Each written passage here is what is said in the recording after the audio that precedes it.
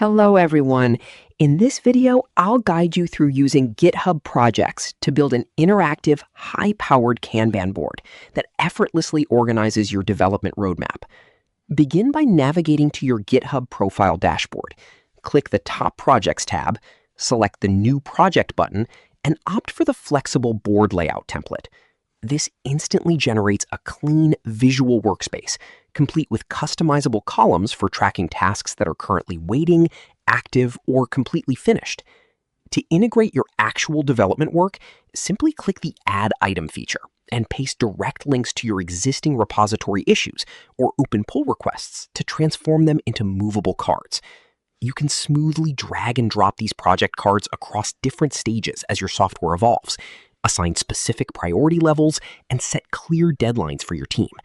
Utilizing this built-in hub keeps your entire production pipeline completely transparent, enabling you to manage complex code releases and coordinate team collaboration effectively without ever leaving the GitHub ecosystem.